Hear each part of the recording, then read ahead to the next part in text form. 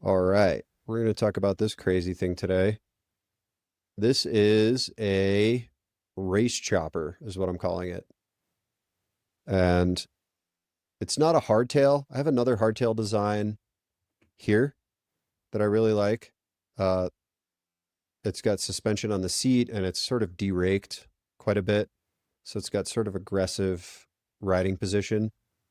Um, but I just kept thinking about like what would happen if this thing was taller, like if it had way more lean angle, what would that do to the bike? And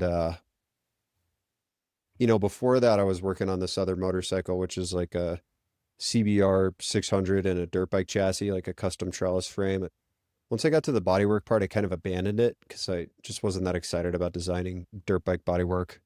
I'm more interested in cool tanks and fenders like on this thing. So what's unique about this is the riding position, because there's other people who have done V twins in a sport bike, like Buell most prominently.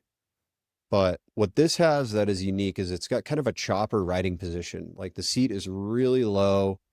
The arm position is perfectly straight, like club style.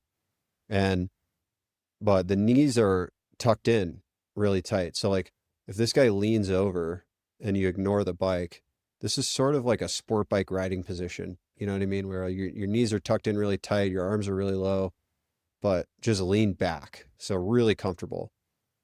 So it's like a comfortable chopper riding position on basically a sport bike chassis with a chopper frame. So, uh, really tall neck, de-raked.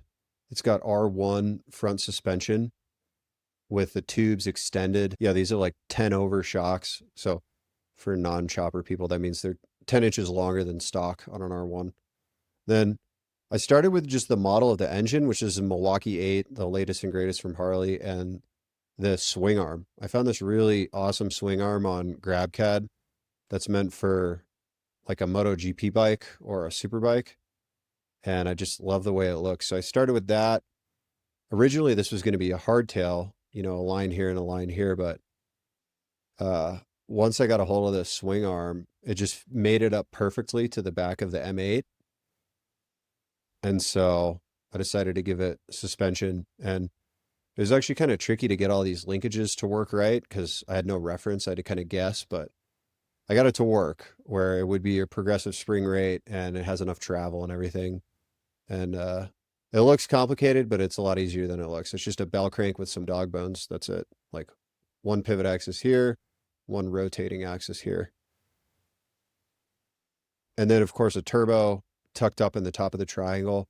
I think that's such a missed opportunity on choppers. Like you'll get a chopper and it's got all this room above the front cylinder, and man, just stick a turbo up there. Plenty of room. And then I have this blue titanium exhaust and then this purple anodized, which I think is probably my favorite color to render with in SolidWorks. Like out of all the textures and colors and paints and powder coats, purple anodized turns out great, at least on this screen. So yeah, we'll go over the time lapse of the design today for all the frame and the bodywork and suspension and everything. And hope you guys enjoy.